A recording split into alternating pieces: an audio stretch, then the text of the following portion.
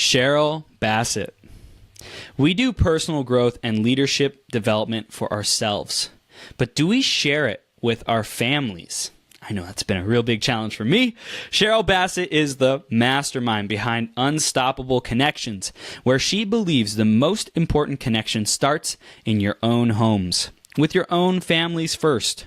Cheryl shares 4 seeds of breakthrough communication that are the foundation for communication way beyond the kitchen table. Her initiative for reconnecting families was recognized as one of the top 5 next best brilliant ideas for humanity. Cheryl, you ready to rock this? I'm ready, thank you. She's ready. Okay, cool. We are now live on Becoming Your Greatest Possible Self. Thank you so much for showing up today to share this with us, Cheryl. Thank you. Thank you, Chris, for allowing me the opportunity to share. So I'm excited. Thanks. Awesome. So we're just getting started. And because we're just getting started, we like to dive straight into the question of the day. And today is rising from the ashes. That's the theme of today. So Cheryl, how has this concept and, the principle of the phoenix and rising from the ashes, how has that showed up for you in your life to create results? How has it impacted the way you relate to people? How has it showed up for you?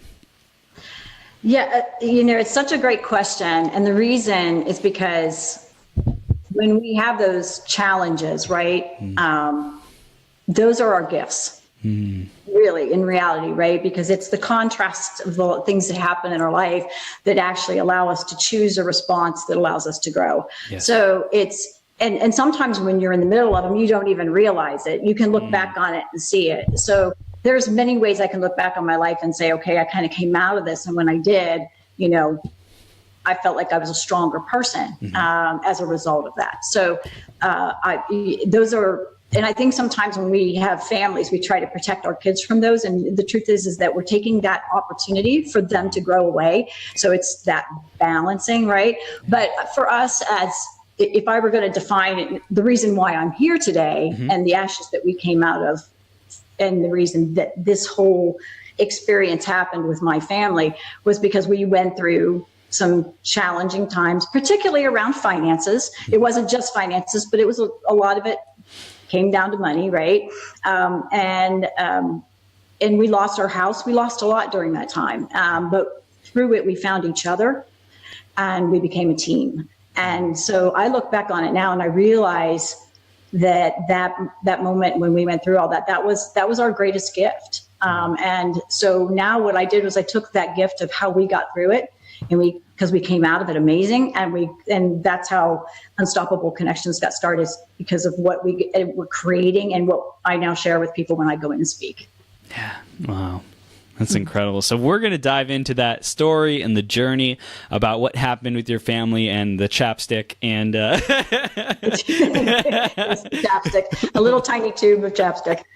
We'll dive into that. And first off, Leslie Klatt is out in the audience saying, "Yay, Cheryl!" So yay. Leslie, thank you for making the introduction. You're a superstar, and this is going to be a lot of fun. Super, super excited. So Cheryl, tell us a little bit more about what you're doing today in helping families and beyond, and what you're up to.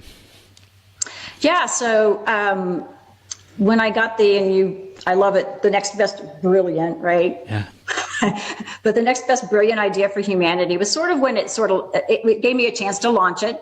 But I had created a family meeting toolkit that allowed families to have this sort of walk-in family agenda of how they could sit down and have this connection. But it's kind of gone beyond that now in terms of the passion in my heart is that I feel like how we treat one another at the kitchen table and outside of the, and beyond is so important. And because words matter, right? Yes. And so what the whole concept of this agenda that was created and the tools that we put around it was to give families this foundational piece that allowed them to sit down and have this really authentic, really real, honoring of everybody at the table conversation. And, and the good news is that your kids will step up and do things you'll be amazed, right? And I'll share a story later, but the bad news can be that your kids step up and you have to also be accountable. And it's a different dynamic in the family than what we might have seen years and years and years ago, which you're so young, you would have never seen this, but the whole, long time ago about kids should be seen and not heard.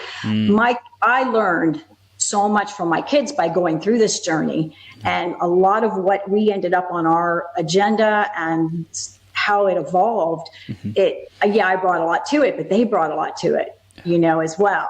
And the truth is they do want to be part of the solution. We just have to give them that opportunity, to do that. So what I'm doing now is I'm really out just trying to say to families, look, life isn't always easy, but that's not what it's about. It's how you choose to respond. And you can take a time, good or bad, and particularly when it feels like it's a tough time, and you can turn it into your greatest gift. And you can become a team. And that's why we call it an unstoppable team with the kids. So I love it. And unstoppable connections. Where did the connection part come from?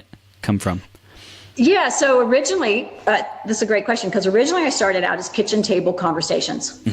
And then I got asked, well, can you go into companies? Because if we could take that concept and have them take it back and share it with their families, then they could show up at work, right? With maybe, because everybody takes their stuff to work, right? So I started speaking in companies as well about it.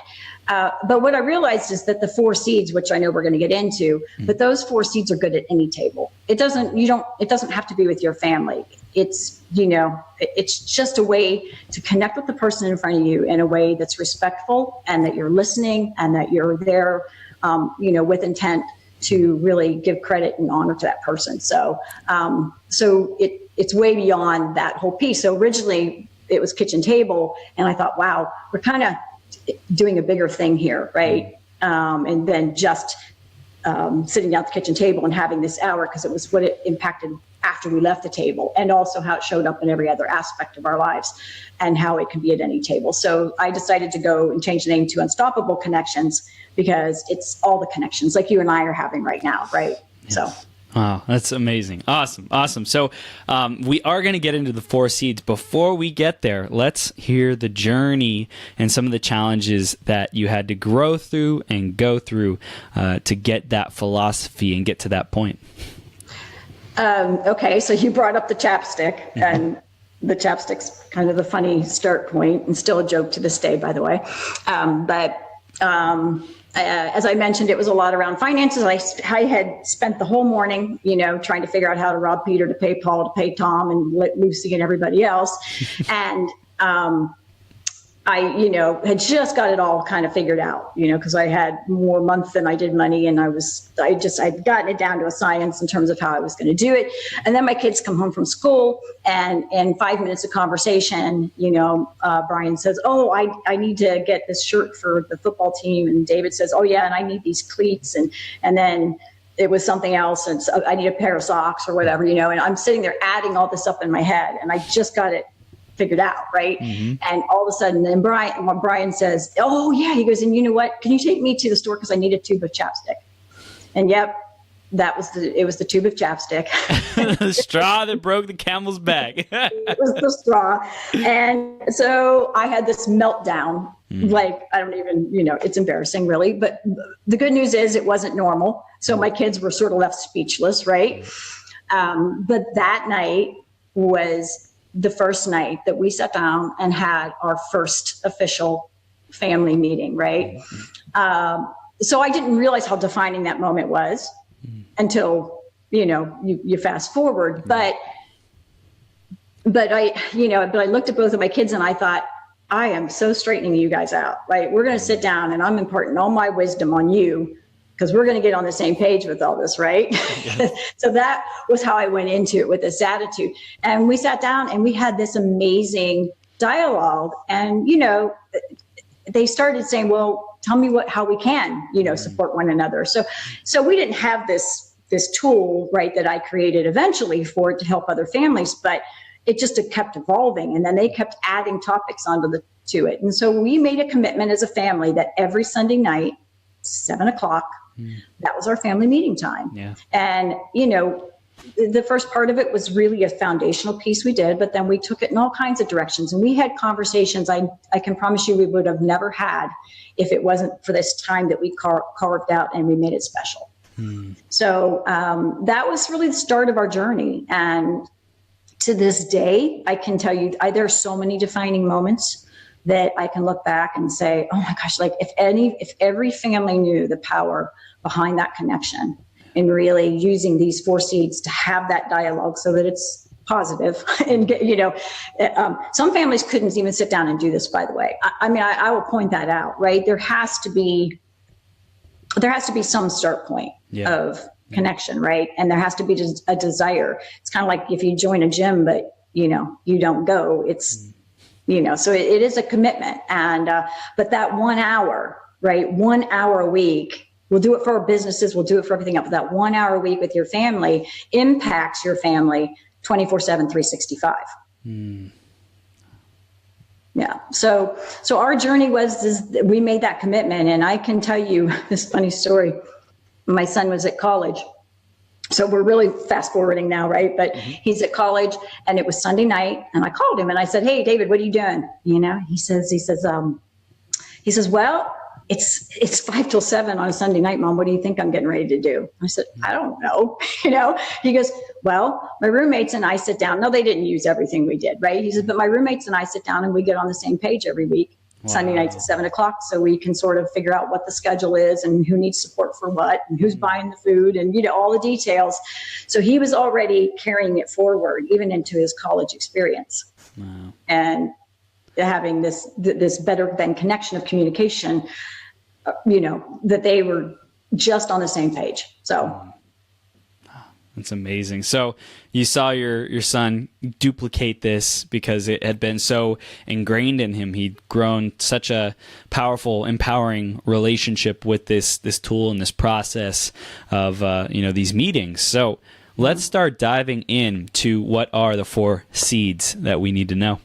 Okay, so the 4 seeds, and one of the things I will share right before we get into that is, the agenda we set up. The power behind it is, and I didn't know this till later either, by the way, was that every week we had things like random act of kindness, what we were thankful for. We would talk about savings ideas. We would talk about SMART goals and make a habit and break a habit and how we could support one another, what kind of support we needed. All those things were part of our conversation.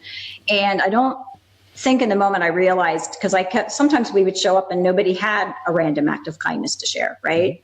But what would happen is middle of the week, somebody would be texting me or calling me or saying, oh my gosh, I just saw a random act of kindness, or I just got to do. I'll never forget my son coming in from school one day and saying, Mom, if we leave right now, we can go do a random act of kindness. I was like, okay, I'm in, and what he overheard one of the players on his football team walking home in the heat, 95-degree heat, and then his mom had gotten delayed at the airport, couldn't pick him up. He knew where he lived. So he had a 2-mile hike with all his equipment, and we found him and gave him a ride the last, mile of his, walking home. And, David was just but if we hadn't been talking about that every week, I don't know that David would have thought about that as something we could go do. Right.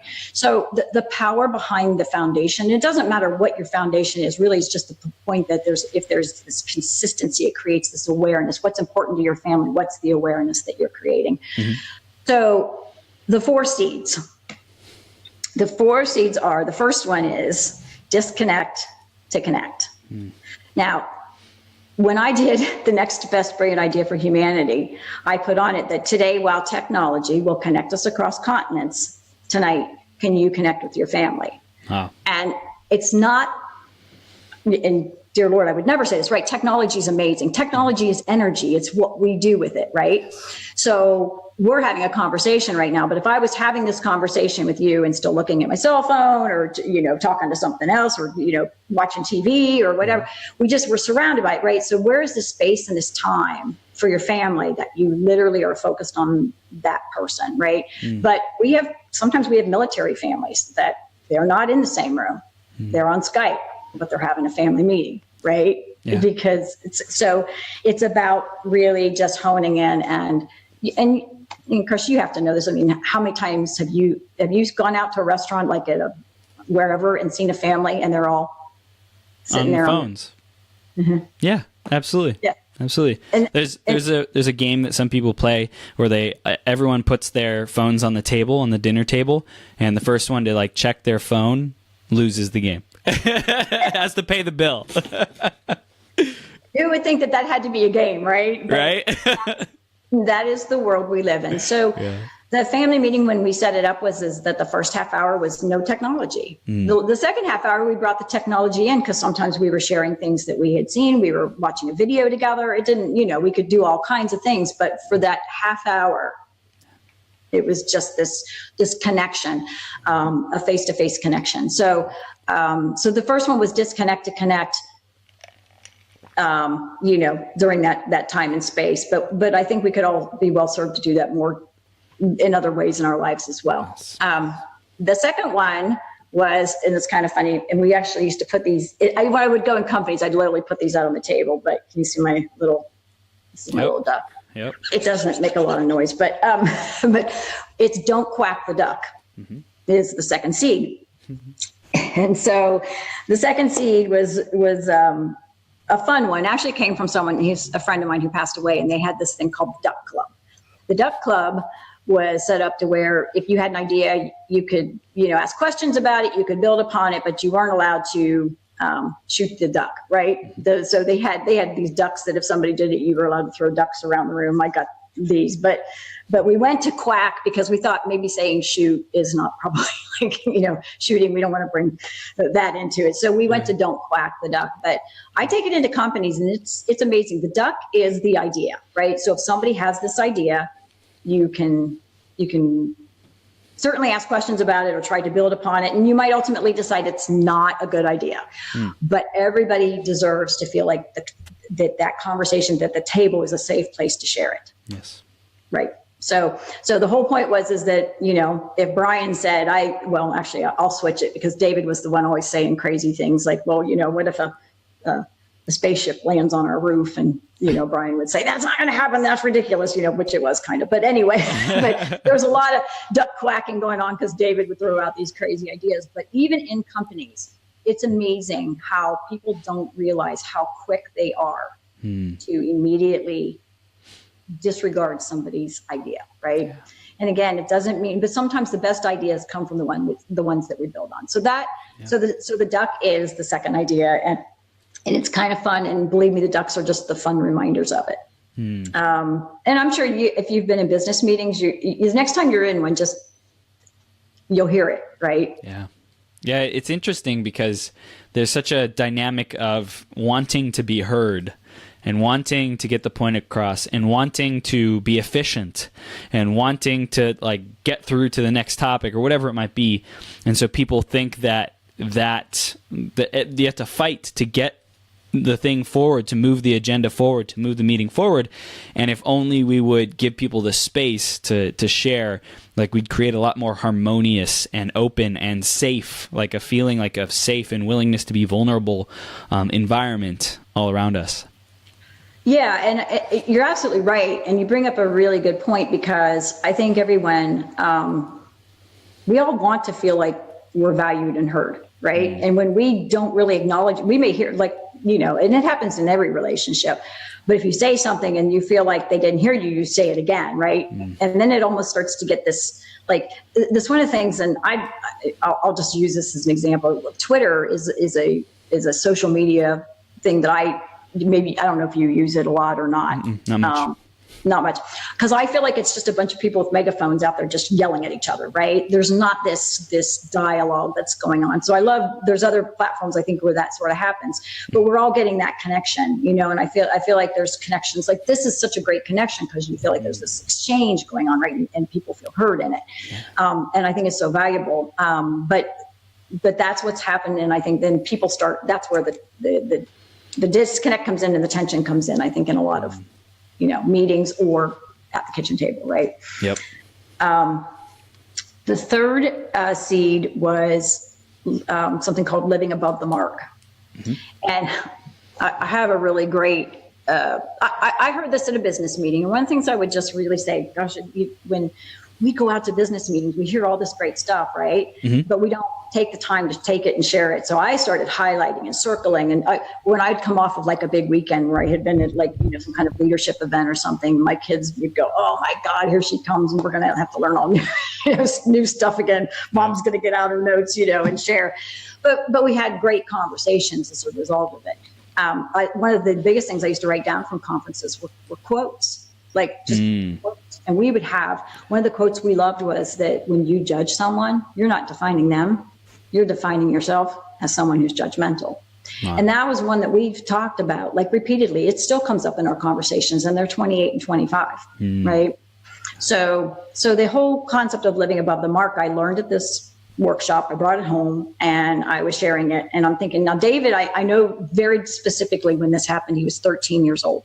And I said, David, does this make sense to you? And I said, so if you're living above the mark, you have this, you own it, right? It's your life. You're responsible for it. And you can make changes in your life when you own it. If you're below the mark, you're literally giving your power away to someone or something, right? Because you're in blame, or you're in denial, or whatever, or you're not taking ownership. And I said, so do you understand that if you're below the mark, you have no power over your life? And I'm thinking, 13, is he going to get this, right? And he says, he goes, I totally get it. So what you're saying is, like last night when we lost our baseball game, we all just sat around and blamed the umpire, but we never looked at ourselves. So tomorrow night, we won't play any better as a team than we did last night. I was kind of like, okay, I guess he gets it, right? And actually his example sort of even deepened it for me in terms of understanding the power behind it. I can remember one time Brian coming home from school and me saying, so how was your test today? And he goes, oh my God, it was like, Brian was very good at eye rolling, by the way. He was dumbest test on the planet. And he goes, I can't believe and I didn't even say a word. And he stopped himself mid-sentence. And he said, however, given that I know that's how she likes to test, I suppose next time I should study for it differently. So it's just this, we can blame all we want, right? But the reality is, until we're really ready to say, and you know what, sometimes when you're below the mark, you're below the mark and you're not ready to step up. And that's okay, because but then it has to be this awareness that until I am ready, I can't actually make a change. So we have tons of and trust me, and this is where I tell parents, oh my God, your kids will get this. And in fact, it just happened to me a couple months ago. I was giving all my reasons why I'm just so busy that I haven't had time to be consistent with my workouts. And David goes to Brian, this was like over the holiday stuff. He goes, gosh, Brian, doesn't it sound like mom's just being like a little below the mark right now? I'm like, they're 28 and 25, and I'm just looking at David. I'm like, go to your room. So, but that's the authentic conversation that starts to really happen, because as parents, if you don't think your kids are watching, you're wrong. They're always watching. So that was really important. So we have these little things that come in the actual physical kits. I don't know if you can see this or not. It's a seed bean seed, right? It says above the mark on it. It's kind of like a talking stick, if you will. When we'd use it in the meeting, if you were holding it, it was your turn to talk, but it was also your turn to be taking responsibility, and you couldn't just be blaming someone or something. So anyway, I asked David one time, what do you think would happen? And this was years ago, but I said, what do you think would happen if all our leaders in Washington actually had to live above the mark for just a day? And David said, I think they probably just need to shut it down for the day. And, and that's not even, I'm not talking about current politics or whatever. That was years ago. And that was still because it's just a bunch of finger pointing that's always happened. Right. And who's really saying, well, how can we make a difference and play a role in getting change done? Yeah. So that we get a solution. So, wow. That's powerful. I love it, because you're teaching your kids to apply it in other areas, and I love the baseball analogy, because it's so like, the whole team can like throw a pity party, be a victim, and make the whatever the circumstance or situation is, make that bigger than themselves, and we can't do anything about it, blame, finger point, and it doesn't allow them to grow. It doesn't allow them to become more.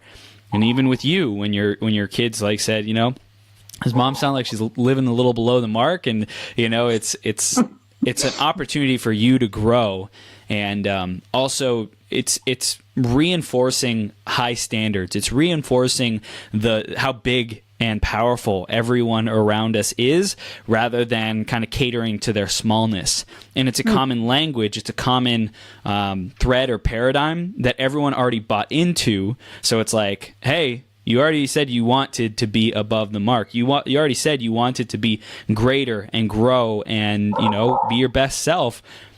Like, let's step up together. I'm here to support you. What do we need to do together to grow and live above the mark? Yeah, and it played out another way too that was sort of interesting. I was so I have one of the placemats that I had done, which for the family, we started to talk about doing it for the schools, right? Because I'm from Ohio, and the schools had gotten, I won't say the district because they probably wouldn't like me saying it, but they got a really low rating, right? Mm-hmm. And immediately this low rating of whatever it was, how it was being defined, the parents started saying, I pay all these taxes and I send my kids to school and I'm not getting the results. And then the teacher said, you send your kids to school and you're expecting us to raise them, right? And so, but nobody was saying, how can we come together to find a solution, right? So the whole concept is that if we could teach the 4 Cs to the kids in the schools, they could take it home as a homework assignment and have this family meeting where everybody was on both sides of the equation saying, okay, yeah, I can sit here and I can blame the teachers and the teachers could blame the parents. But the truth is that at the end of the day, how we both rise up above that to say, how can we both be a part of the solution? Yeah. Right. Wow. I love it. Yeah. I love it. So living above the mark is a paradigm where it's shared responsibility. It is everyone being excellent and supporting each other to achieve that. Right. And when you're not ready to move above the mark, at least being in an awareness that you're making that choice to stay where you are. That's right? good. That's good. So, and then the last one that actually got added a little bit later. We didn't have it right away. We had those 3 for a while, and then we added in to celebrate ourselves and others. And I kind of got excited about that one when we brought it in, because we had done so much around, and the quote I shared with you, when you judge someone, you're not defining them, you're defining yourself. We had so many great discussions about that. And, but if you look at the peer pressure that goes on in our schools, and if you look at how kids always are trying to fit in, right, to be a part of, and the truth is the beauty in the world, and we've had so many conversations about this, comes from the fact that we all have unique talents and unique gifts. And if we were all the same, I used to say, my God, how boring would the world be, right?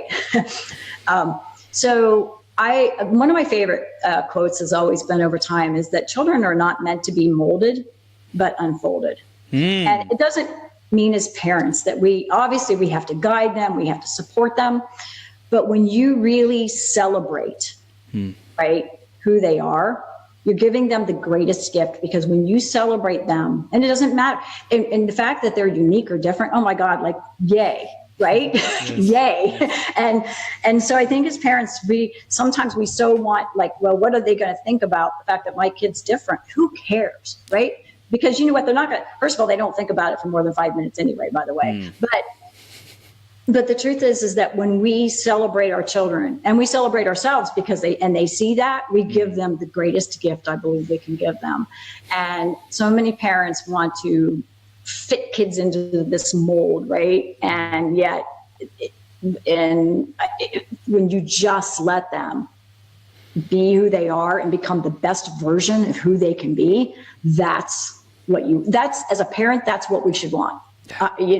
So I get kind of passionate about that piece of it, because I think there's a lot of disconnect that happens in that. And I've even seen it when sitting down with families, and I'm not a counselor, I'm not going to even go there, but just applying these 4 seeds into families, it's an interesting dynamic watching them. If I just kind of give them a kickstart on these family meetings, because there's a lot of expectations already sitting there, right, about how the roles they're supposed to play, instead of allowing them to really express. And that goes back to not the duck too, right? What ideas do you have? And they should all be heard and respected.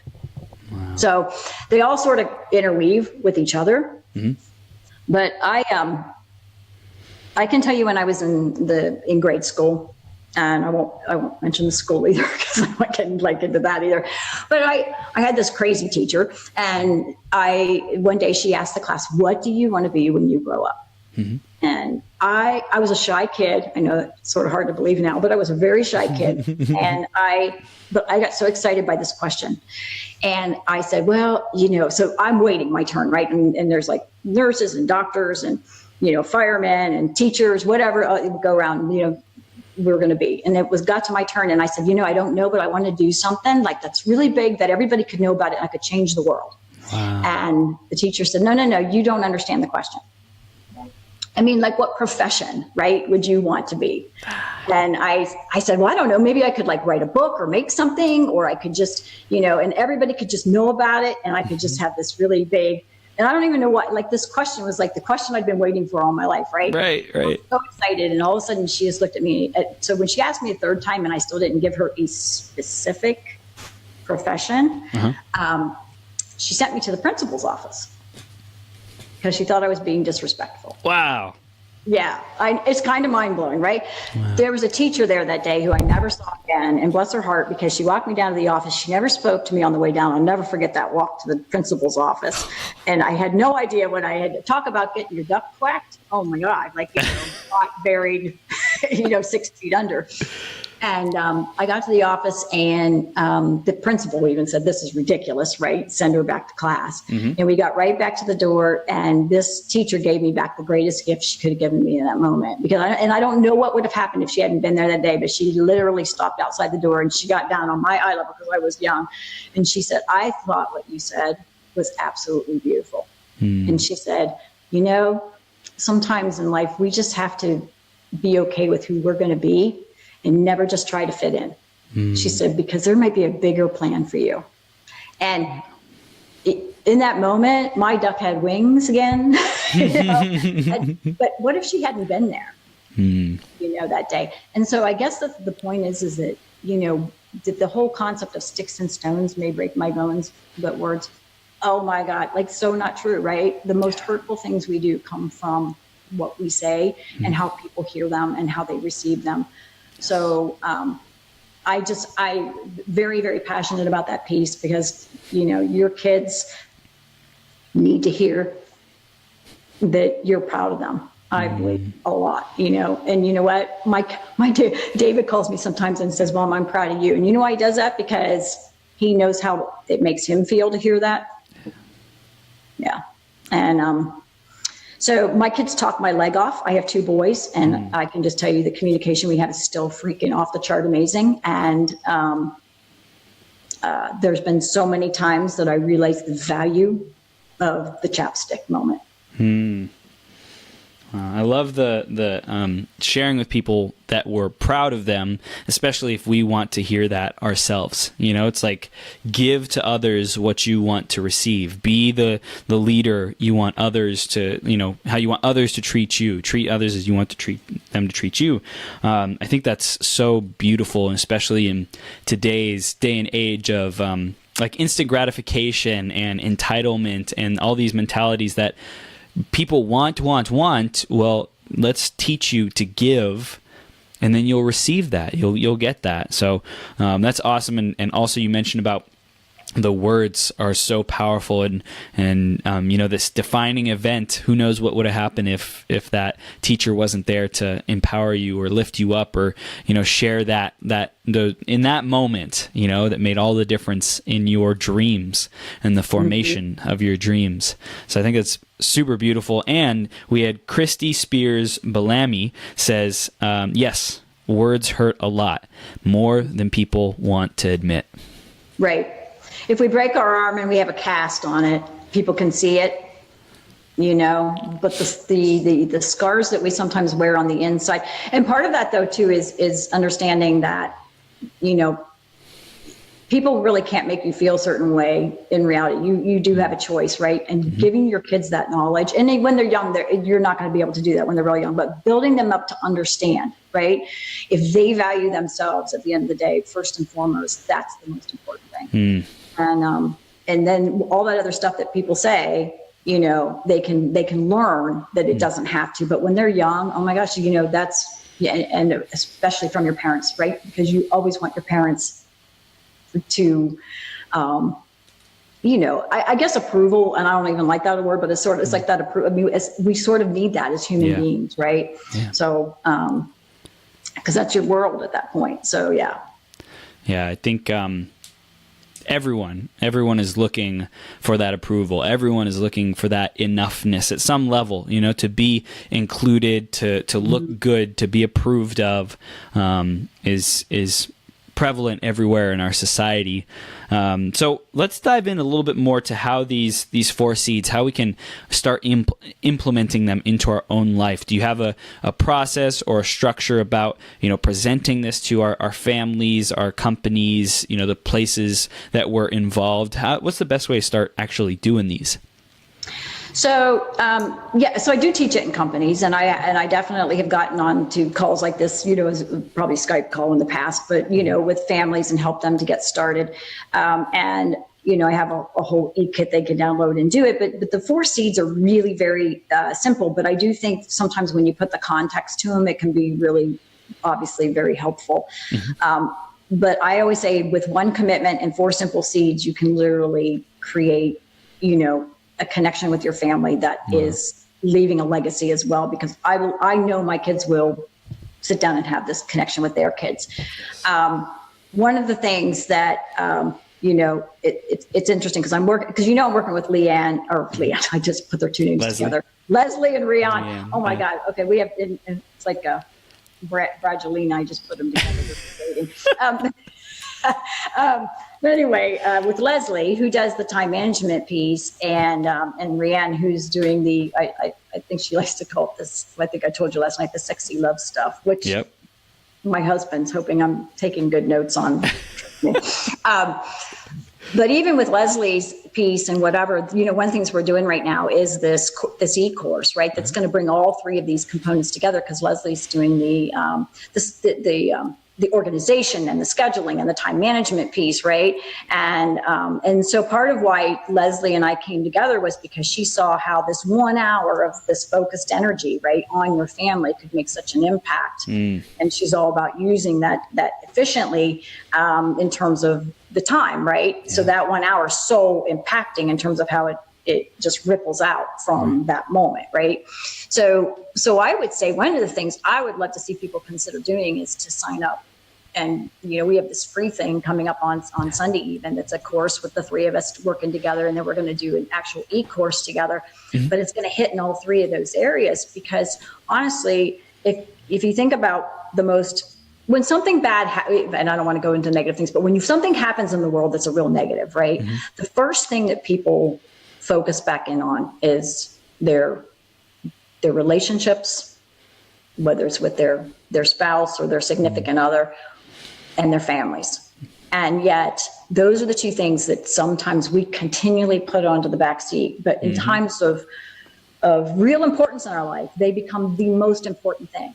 So it really, it makes so much sense to find this time and space for this course that we're doing, because we're going to hit into all 3 of those areas. And and Leslie, who does the lavish life, it's not like, it can be whatever you want it to be, but really it's about how do you find that time in your life to do the things that really are that you're passionate about, right? That help you so that you have the time to dedicate to the people you love, to the things that are important to you. So that's what Leslie's about. And she's going to really give people just these amazing things. Sorry about that. I'm working off my hotspot to do this, so I couldn't shut it off completely. So how do we do that, right? With finding that time to do it. And then Rianne's going to rev up our love lives, and that's what she does. And so let me just hit it so it doesn't do it again. Okay, I'm back. Anyway, how do we do that, right? So I think what we're going to do is we're going to hit the 3 pillars, the 3 cornerstones of things that are just really if people were to sit down and ask me what's the most important aspects of your life, we're hitting those 3 things and giving people really the tools, the resources, and the plan to do it. So I'm excited about that piece. And, we're calling it the Life Vibe Formula, because we're all vibration, right? We're all vibration. It's just what what is the vibration we're putting out and so forth. So we're doing a 10 times your vibe, right? Program and kicking it up with that. So I think that would be a great way for people to really start to engage, to get the full aspect of everything that's important in their lives. Beautiful. Beautiful. What do you see as the biggest challenge to getting families and companies to adopt this culture? It's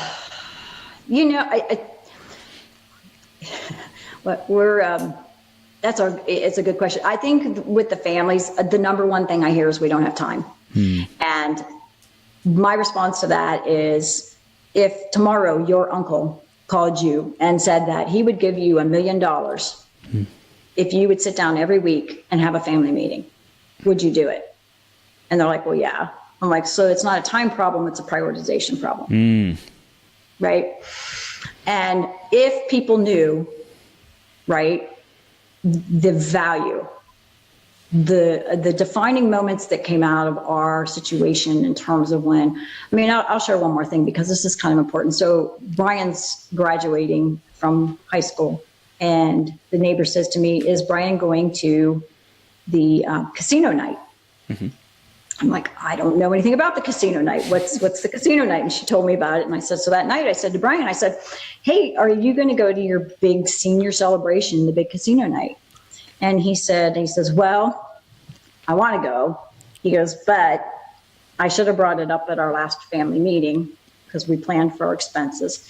He said, and I didn't. And he said, and I started to think about whether or not I would want to take money out of my own savings account to go. And he said, I ultimately decided I wouldn't. Wow. He said, so I thought, is it really fair for me to ask you to spend your money if I was unwilling to spend my own? Now, I have to admit, as a mom, guilt, like, okay, huge, right? And that, so I don't, and I'm really clear to tell people that Brian did go to his senior night. Okay. Awesome. He did. So it was $45 and we figured it out and was during a tight time. But I said to him, I said, but what I realized in that moment was that he wasn't fighting me or expecting or just whatever. We were a team, and he was on the team, and he realized he hadn't held up his responsibility to the team. Wow. And, that's one of those aha moments where you go, my God, like, and it's funny because I know Leslie, I'm going to learn so much from Leslie, right? Because organization is not my gift in life. And my kids probably could have really valued from someone like Leslie. And I always say that, but I look at them and I go, man, I wouldn't trade what I got wrong for what I got right. But at the same time, I still would like them to take Leslie's course because I think it would help them. But I just look back on it. And so, but there's so many defining moments, right? In our lives that I realized the value. And I think that the biggest thing is that people don't recognize the value and they think they believe in their heart, but they're wrong, that they don't have time. And yet again, there's nothing more important to them than family. If you ask them, what's the most important thing in their life? Family will be at or near the top of the list, but we don't make time for that. And it's not dinner time. Some families do. Some people have dinner, but this is not about the dinner time. This is about taking a chunk of time that is totally focused on what matters to us as a family. Yeah. And even I love that there's an activity that is prioritized around, it's like kind of like business strategy, working in the business versus working on the business, right. Being in the family and just, kind of the day to day, putting out fires, connecting versus, hey, this is a special time with a specific intention and outcome. And we know that we're here to get the most out of it and grow as a family and challenge each other to grow and be more connected, more loving, and support each other. Right. And if people are not setting that context, that tight container, that tight context of why we're sitting down tonight, then you're not going to get that outcome. And for me, I know with my family, there's a lot of TV. We watched a lot of TV while we were eating dinner, and I didn't feel like I was able to be self-expressed or heard or, share what was going on and have full attention. So it's like that, disconnect to reconnect kind of thing, to be able to be with people. So I think that is just awesome and amazing. Yeah, great. Yeah, it really is. And It's interesting because my one son, David, he doesn't even have a TV. Wow. And that even kind of blows my mind, right? Because I still, but man, life is not on the TV, right? And there's so much on there that I just like reality TV. I'm sorry, it's not reality, right? So but I do have I love watching The Voice. Yep. Guilty as charged, or whatever. But yeah, it's dinner time. Dinner time is great, right? But it's still about the food. And for many families, they're doing exactly what you're doing, right? Or they're sitting with their technology now, right? It's not even just the TV; they're sitting with their technology. So now, did you have brothers and sisters, Chris? I had one older sister. Okay. And did you guys have your family dinners, or? We had family dinners consistently, and like I said, I think that was good. That provided a great space and connection. But I would say the biggest challenge is there was no communication there, and one of my biggest pains in life was not feeling self-expressed. One of my biggest challenges is feeling like I'm not able to communicate this, and I have to keep it all bottled in, or shove it down, or like tough it up, like man up. That kind of paradigm was really, I think, just out of habit, or out of circumstance, or the situation that we were in is I was provided for, family loved the heck out of me, but just because of that lack of a space to be able to share, that was intentionally created. And my parents, they didn't know any better, we didn't know any better how to create awesome meetings to work on this kind of stuff and be able to share. So I'm just really grateful for the work that you're doing, so that people are able to have a great childhood and a great upbringing and be heard and be able to share. Yeah, mine happened by default in two ways. One is, this moment where we sort of came together as a family, and I'd love to say I was brilliant, right? I'd love to say that, but the truth is, it's one of those moments where you have two paths, and I picked the right one, right? In terms of, we're going to get through this together, we're going to be a team, right? But if I were to look back at my childhood, it was complete chaos. And I think when you experience things in life, you either repeat them or you decide that's not what you want, right? A lot of times. And so if you were going to ask me about other ashes, that maybe I went through is, and I don't feel that my parents didn't love me, but my parents should not have been married to each other, quite frankly. And when I was 17 probably, I went to the courthouse with them. I sat in between them when they got a divorce, and I supported both of them, because everybody deserves to feel cherished, and they didn't feel cherished. They didn't cherish one another. And I kind of joke around and say I raised my parents well. They were, in some ways, emotionally, there was a lot of support but guess how strong that made me? And guess why that made me somebody that thought, when I have kids, man, I'm going to have that connection with them. We're not, you know what I mean? Like, that's going to be the most important. So through those things in life, those become why, things get created, because we go through a challenging time, and then we go, wow, we need to do this. If you look at every charity that's out there, it's because somebody went through a challenge and decided to start a charity as a result of it, right?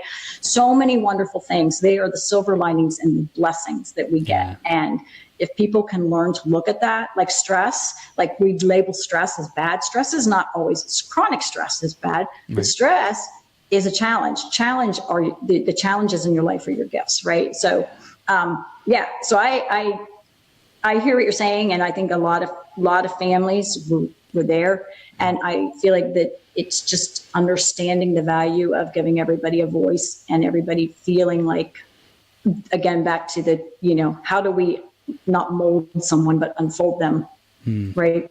Which is why that's one of my favorite quotes. So do you feel like, so with your parents, and do they understand you now? Like, do they love what you're doing, or more so, I would say, I'm still growing through this total, self-expression, communication. One of my big challenges has been also being seen as like a kid, right? And they had to like take care of me.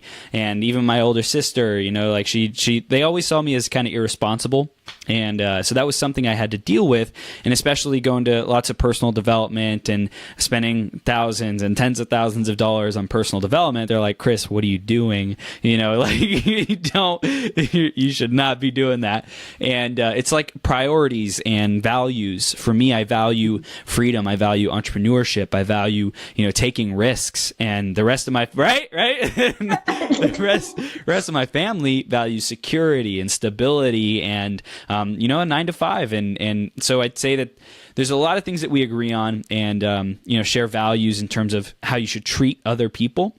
Mm-hmm. But there's a lot of things that we don't agree on that I'm still working through, that I'm still bridging communication gaps with to, just be content and be okay and be great with however, like you have your values. Great. I love you. I'm not trying to change you. I have my values. Great. I don't care what you think at some level, I have to stand up for my values and what I believe in. And thank you for your feedback, but I'm not dependent on you and what you think about me to make sure that I feel fulfilled and I feel enough. This is like just recently I've been, dealing with this conversation of like, I'm not enough, right? And it's showing up all over. But like I shared with my parents some things that I was dealing with and struggling with. And they're like, I shared with like, I journaled and I shared with them the journaling notes and, they started just giving me solutions and telling me what to do and telling me why it's not working and what's going wrong. And I'm like, you guys don't get it. Like I shared this with you because this is the only way that I can share it. And it's really difficult and it's still challenging. So I would say still dealing with it. You're still, so it's back to you want to feel heard. Yes. You want to feel, doesn't mean they have to agree, but you want to feel heard. Yes. And I think that, my dad, oh my gosh, like he, I drove him crazy, right? Because I have this entrepreneurial, and he didn't get it, and we used to just butt heads all the time about it. And I have one son who's very much loves the structure, is on the corporate path, and that makes him really happy. And I have my other son who's just like me, who just like, he's got this entrepreneurial heart and, and we have amazing connection around all of it. But my dad was my, my challenge too. He's my gift too, because the contrast made me realize things that I didn't want and what I wanted. But, oh man, sometimes, just the, what are you doing now? And like when I,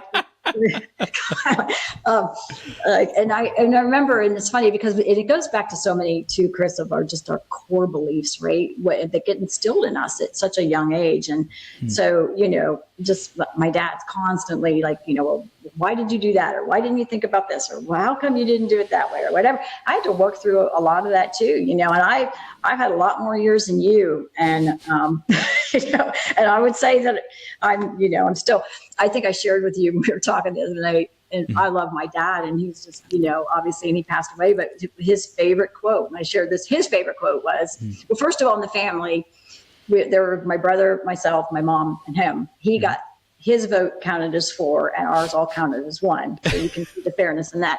And then his favorite quote was, you can be wrong or you can agree with me.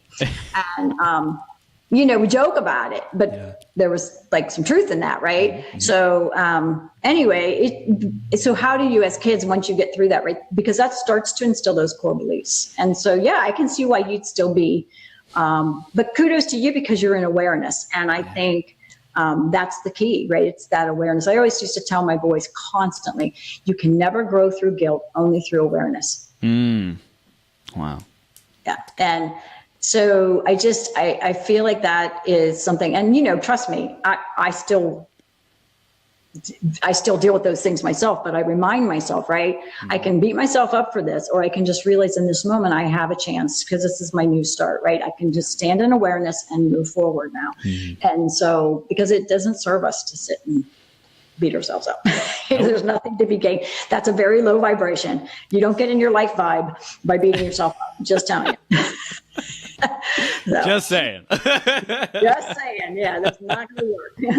There's no path from down here to up there doing that. So, yeah. Awesome. Well, Cheryl, we're beginning to wrap up. What are the final takeaways we want to share with our audience? What's the new paradigm, the new reality that we're inviting them to because of their time invested with us today? So say that again. What am I doing? Yeah. The new, like, what do we want to invite our audience to do? Oh, what do you invite them? Okay, I gotcha. So obviously, I would love for people, I have a free download on my website for Unstoppable Connections for my little ebook that was part of the Next Best Brilliant Idea for Humanity, which is how to connect your family for life. And it covers the 4 seeds and a little bit of the story. And, I think even just implementing those, if that's the only thing they got, it would be amazing, right? Then the other piece, what I would say, and I want to make sure I say this little link right, but we are on Sunday, we have this bit.ly, the bit.ly link, right? /10x your vibe, which is to sign up for this free thing on Sunday that we're going to do, just this little mini e-course. And then to find out more about the Life Vibe Formula, which is at lifevibeformula.com, that I'm doing with, Leslie and Rianne. And it's fun because Leslie's from Canada and Rianne's from the UK. Mm-hmm. So us coordinating this with all these time zones has been really interesting. But we're all coming together, and I think it shows how when we globally, which I love, that we're just celebrating one another. And that's what this is really about, is a celebration of life and everybody getting into this life vibe, because we all deserve to be there. So I would think that would be a good thing. And then obviously, I would love it if they wanted to get the download. We're going to give away some free stuff on Sunday too. And, so for those who attend, I think I have a book, 101 Creative Ways to Save Money, how families can take a time of crisis and turn it into a gift. And love it. Too. So that's on there. So we're going to be giving that away. So there's all kinds of things that we're doing, and we'd just love to have people be a part of it. Sweet. Awesome, Cheryl. And then again, this will be coming out as well with a podcast and YouTube episode in about 4 weeks as well. So what would they tune into, or where would they go at that point? Is it Life Vibe Formula? And that's why I think, because the bit.ly link might not be active then, but the lifevibeformula.com we're going to have, this is going to be an ongoing course that we're going to offer. We're just going to keep, putting the e-course out, and then we're going to do a live event in Las Vegas coming up too. So for those who want to come for a really intimate setting, so they can learn all about that at lifevibeformula.com.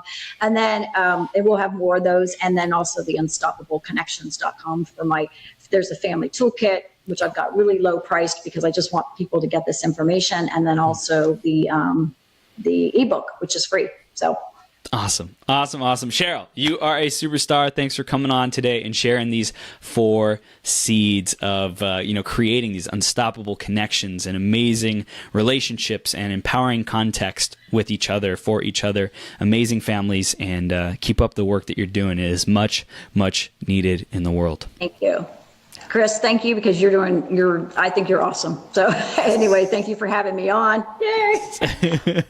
So thank you for your time and for allowing me to be a part of it.